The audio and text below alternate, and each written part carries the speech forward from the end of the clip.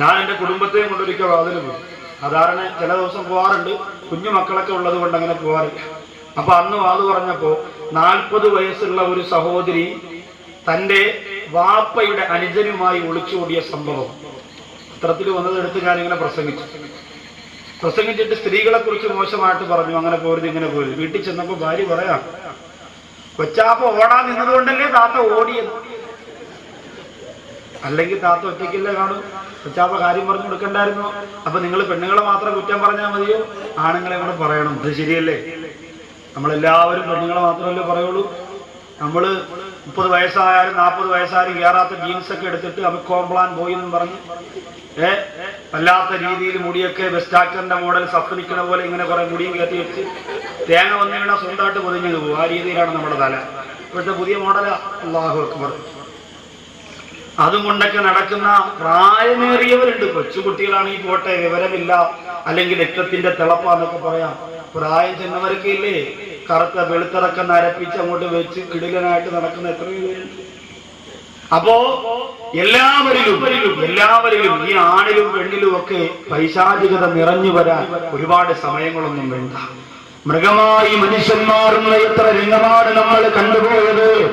അതുകൊണ്ട് എന്റെ സഹോദരങ്ങളെ,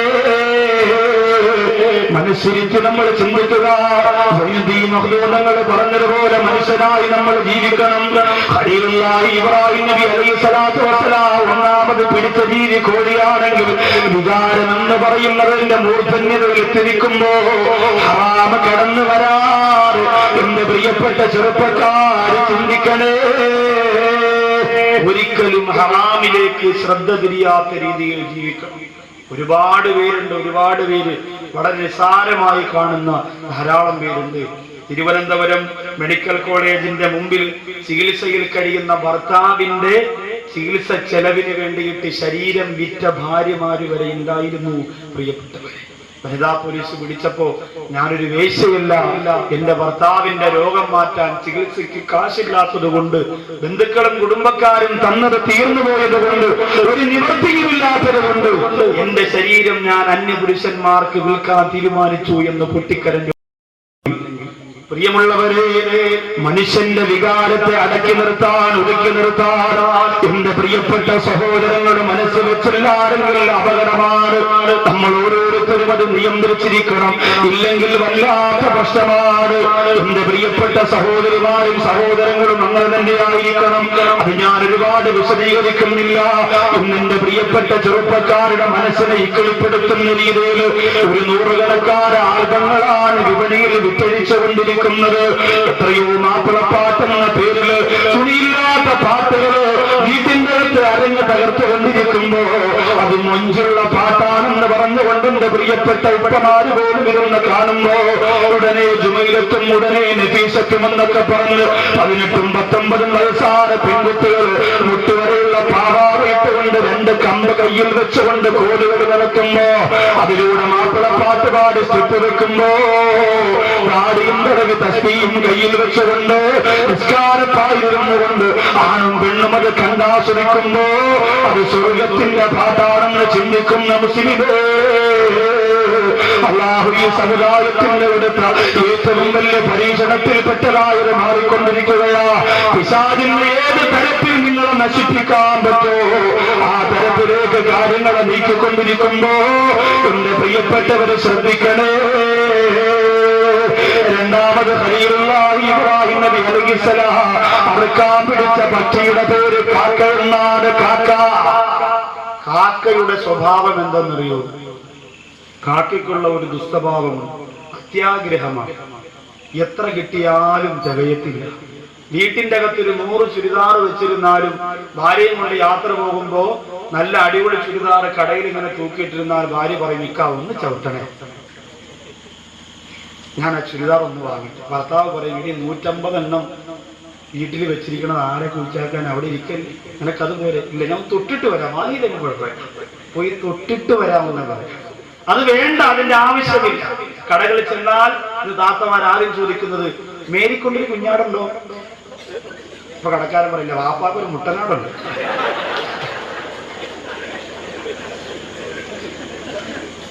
അപ്പോ ഇതാണ് ആദ്യ ചോദ്യം. ഇതൊക്കെ ധരിക്കോളൂ. ഏത് മോഡൽ മാറിയാലും ആ സെക്കൻഡിൽ പ്രാവർത്തികമാക്കാൻ നമ്മളെ പോയിട്ടുള്ളൂ ബാക്കി. അപ്പോ അത്യാഗ്രഹം അത്ര കിട്ടിയാലും ഒരു ചാക്ക് അരി എടുത്തിട്ട് 3 കാക്ക മാർക്കിങ്ങനെ ഇട്ട് കൊടുത്തിരുന്ന എവിടെ പോകണമെന്ന് അറിയാൻ പറ്റത്തില്ല. അത് മുഴുവനും തിന്നുയർന്ന അവസാനം നമ്മൾ ചോറ് കഴിക്കുമ്പോൾ മുമ്പ് വന്നിരുന്ന ഒരു ചോറ് ഇങ്ങനെ പൊക്കിയിട്ടെടുത്ത് ആ ചാടി പിടിക്കാൻ വേണ്ടി ആർത്തി കാണിക്കുക.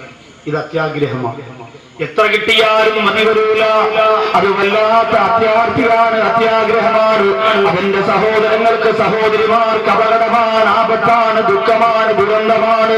കണ്ടില്ലേ ഇന്നത്തെ പത്രത്തിൽ കണ്ടില്ലേ, ചുണക്കുട്ടനാട് സലീം എന്ന് പറയുന്ന ചെറുപ്പക്കാരന്റെ കഴുത്തറുത്ത് കയ്യറുത്ത് കാലറുത്ത് ലിംഗമറുത്ത് 9 കവറിനകത്താകയിട്ട് വീടിന്റെ പിന്നാമ്പുറത്തുള്ള വേസ്റ്റുകുടിയിലേക്ക് വലിച്ചെറിഞ്ഞ സംഭവം വായിച്ച് ഈ സമുദായം ഞെട്ടാത്തതുണ്ട്. നിങ്ങൾ ചിന്തിച്ചു നോക്കിയേ, പണത്തിനോട് ആദ്യമൂത്തുകൊണ്ട് പലിശയ്ക്ക് കൊടുക്കുന്ന ഭ്രാന്തന്മാര് ഈ ലോകത്ത് ഭ്രാന്തന്മാരായി അകപ്പലിച്ചുകൊണ്ടിരിക്കുമ്പോ അല്ലാഹുവിന്റെ റസൂൽ പലിശ ഹറാമാണെന്ന് പറഞ്ഞെങ്കിൽ എന്തൊക്കെ നീ ദുനിയാവിൽ നേടിയാലും മോനെ നിന്റെ അന്ത്യം ഇങ്ങനെ തന്നെയാ. കഷ്ടപ്പെട്ട് പണമുണ്ടാക്കിയ സലീമെന്ന സഹോദരൻ ആ കാശ് പലിശയ്ക്ക് കൊടുക്കാൻ തുടങ്ങി. തന്റെ കൂട്ടുകാരൊക്കെ ശരിക്ക് കാശ് ആ സലീമിൽ നിന്ന് വാങ്ങാൻ തുടങ്ങി. അവസാനം സഹോദരങ്ങളെ ലക്ഷക്കണക്കിന് രൂപയുടെ ഇടപാട് വന്നപ്പോ ആ പൈസ ഞാനെങ്ങനെ തിരിച്ചു കൊടുക്കുമെന്ന് ചിന്തിച്ച് വേവലാതിപ്പെട്ടിട്ട് ആ പ്രിയപ്പെട്ട കൂട്ടുകാരന് ആരുമില്ലാത്ത സ്വന്തം വീട്ടിലേക്ക് വിളിച്ചു കൊണ്ടുപോയി ആ വീടിന്റെ ഹാളിൽ പോയിട്ട് മദ്യം ഒഴിച്ചു കൊടുത്തു. ആ മദ്യത്തിലേക്ക് മയക്കുമരുന്ന് കലക്കി കൊടുത്തു. എന്നിട്ടൊരു കൂട്ടുകാരൻ കുടിച്ച് മയങ്ങി വീണപ്പോ 1 കോടി അറുക്കുന്ന ലാഘവത്തോട് കൂട്ടുകാരനെ പണത്തിനോടുള്ള ആർത്തി കൊണ്ട് പണം കൊടുക്കണമല്ലോ എന്ന ചിന്ത കൊണ്ട് അവന്റെ കഴുത്തെടുത്തെടുത്തു, അവന്റെ കൈകാലെടുത്തെടുത്തു. 9 കവറിനകത്താറിയിട്ട് എന്റെ പ്രിയമുള്ളവരെ മനുഷ്യനത് ചെയ്യാൻ കഴിയുന്നല്ലോ. അതുകൊണ്ടാണ് വിവേകാനന്ദ സ്വാമി പറഞ്ഞത്, ഷാനിയാബിരത്തെ ലോകത്തിന്റെ കായിക താരങ്ങളുടെ ഏറ്റവും വലിയ സന്തോഷമായി പരിണമിക്കുമ്പോ സച്ചിൻ ടെണ്ടുൽക്കർ ലോകത്തിന്റെ കയ്യടി വാങ്ങുമ്പോ മനുഷ്യരെന്ന പദവിയിൽ നിന്നുകൊണ്ട് മനുഷ്യർ ഒരുപാട് അത്യാർത്ഥിയും അഹങ്കാരവും നടിക്കുമ്പോ ആകാശ ലോകത്തേക്ക് കടന്നുപോയ സുനിതാ വില്യംസ് ആകാശങ്ങൾക്കപ്പുറത്തേക്ക് പറന്നു പോകാനുള്ള പവർ ഇന്ത്യ രാജ്യത്തിന്റെ തൊലിക്കുറപ്പ് ജീവിച്ചുകൊണ്ടിരിക്കുന്ന ശാസ്ത്രലോകത്തിന് കഴിയുമെന്ന് പറഞ്ഞപ്പോ വിവേകാനന്ദ സ്വാമി പറഞ്ഞതെന്തെന്റെ സഹോദരങ്ങൾക്കറിയോ, മനുഷ്യ നിനക്ക് ആകാശത്ത് പറവകളെ പോലെ പറക്കാൻ കഴിയുന്നുണ്ട്, ഭൂമിയിൽ ഒരു മനുഷ്യനെ പോലെ ജീവിക്കാൻ നിനക്ക് കഴിയുന്നില്ല. ശരിയല്ലേ? ആകാശത്ത് പറവകളെ പോലെ പറക്കാൻ കഴിയുന്ന മനുഷ്യന് ഭൂമിയിൽ ഒരു മനുഷ്യനെ പോലെ ജീവിക്കാൻ കഴിയുന്നില്ല. എത്ര അർത്ഥവത്തായ വാക്ക്. ഒരു ജീവിയും സ്വന്തം കൂടപ്പിറപ്പുകളെ തിന്നാറില്ല. നായയുടെ കുഞ്ഞിനെ തിന്നാറില്ല. പൂച്ചയുടെ കുഞ്ഞിനെ തിന്നാറില്ല. മനുഷ്യ കുഞ്ഞിനെ തിന്നുന്ന ലോകമാണ്. മുമ്പ് വെച്ചു കൊടുത്താൽ, തൊട്ട് നക്കാൻ ഇത്തിരി അച്ചാറോടെ വെച്ചു കൊടുത്താൽ പെറ്റ മക്കളെ അറുത്തു പൊരിച്ചു തിന്നുന്ന കാടത്തമ്മ ലഭിച്ച അമ്മമാരുടെ നാടായി മാറിക്കൊണ്ടിരിക്കുന്നു. അത്യാർത്തി ലോകത്ത് ഒരുപാട് അപകടങ്ങൾ വരുത്തിയിട്ട് ഒന്നിനു പുറകെ മറ്റൊന്ന് വേണമെന്നുള്ള ആർത്തി മനുഷ്യനെ ഒരുപാട് നശീകരണത്തിലേക്ക് എത്തിച്ചിട്ടുണ്ട്. ആ സ്വഭാവം നമ്മൾ വലിച്ചറുത്ത് കളഞ്ഞല്ലാതെ മാനുഷിക നന്മ നമ്മുടെ നെഞ്ചകത്തിലേക്ക് വരികയില്ല. മൂന്നാമത് ഖലീലുല്ലാഹി ഇബ്രാഹിം നബി അലൈഹി സ്വലാത്തു വസ്സലാം മൂന്നാമത് പിടിച്ചത് മയിലിനെ, നാലാമത് പിടിച്ചത് പരുന്തിനെ. ഇത് രണ്ടിനും ഏകദേശം ഒരു സ്വഭാവമാണ്. ഒന്നിന് അഹന്ത, ഒന്നിന് അഹങ്കാരം. പരുന്തിന് അഹങ്കാരമാണെങ്കിൽ മയിലിന് അഹന്ത എന്ന് പറഞ്ഞാൽ ഞാൻ എന്തൊക്കെയോ ആണെന്നുള്ള തോന്നലാണ്. അഹങ്കാരം എന്ന് പറഞ്ഞാൽ ഞാനാണ് ഇവിടെ ഏറ്റവും വലിയവനെന്ന ചിന്ത. ഇതാണ് രണ്ട് സ്വഭാവത്തിന്റെയും പ്രത്യേകത. ഇതും നമ്മുടെ ഹൃദയത്തിൽ നിന്ന് നമ്മൾ മാറ്റിയേ പറ്റൂ. നമ്മൾ ആരും വലിയ മിടുക്കി ദുനിയാവിൽ കാണിക്കണ്ട, ആഖിറത്തിൽ മിടുക്കരായി വരാം. അതിന് വേണ്ടിയിട്ട്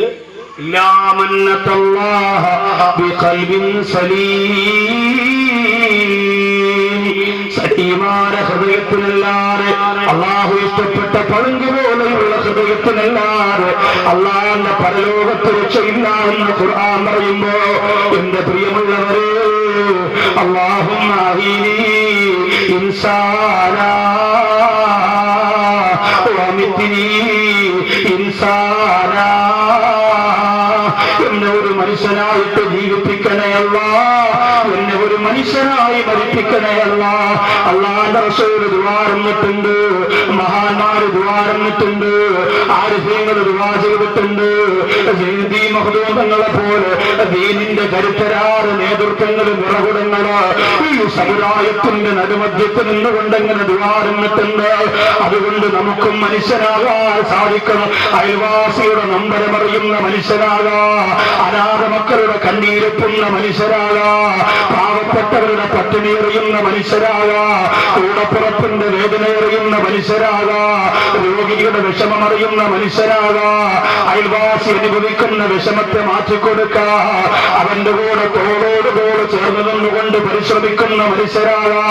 എന്റെ പ്രിയപ്പെട്ടവർക്ക് മനസ്സുണ്ടാകണം. അല്ലാഹു തൗഫീഖ് തരട്ടെ. അതുകൊണ്ടാണ് ാര് ഒന്ന് രണ്ട് വരി ഇങ്ങനെ ഇടയ്ക്കിടയ്ക്ക് പാടാറുണ്ട്. അടുത്ത വീട്ടിൽ തീ പിടിച്ചാൽ അണയിപ്പവൻ മനിതനോ, അന്ത നേരം ഓടി വന്ന് അണയിപ്പവൻ മനിതനോ, അവനോ മനിതൻ ഇവനോ മനിതൻ എന്ന് പറഞ്ഞാൽ അണയ്ക്കാൻ വരുന്നവനാണോ മനുഷ്യൻ, അതല്ല ആ സമയത്ത് വീടിയും കൊണ്ട് കത്തിക്കാൻ ചെല്ലുന്നവനാണോ മനുഷ്യൻ.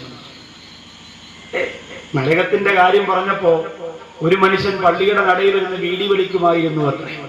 റമളാൻ മാസത്തിൽ ഉച്ച സമയത്ത് വലിച്ചപ്പോ ഉസ്താദ് പറഞ്ഞു നിങ്ങളുടെ കാര്യത്തിൽ തീരുമാനമായി, നരകം ഉറപ്പാ. അപ്പൊ അയാൾ പറയാം ഒരു കണക്കിന് അതാ ഉസ്താദെ റാഹത്ത്. അതെന്താ അങ്ങനെ പറഞ്ഞു?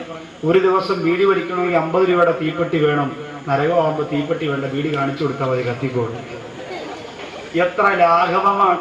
അപ്പൊ പൊര കത്തുമ്പോ കത്തിക്കാൻ വേണ്ടി വീടി കൊണ്ട് ചെല്ലുന്നവനാണോ മനുഷ്യൻ, അതല്ല അതിനെ അണയ്ക്കാൻ വേണ്ടി ഓടി വരുന്നവനാണോ മനുഷ്യൻ?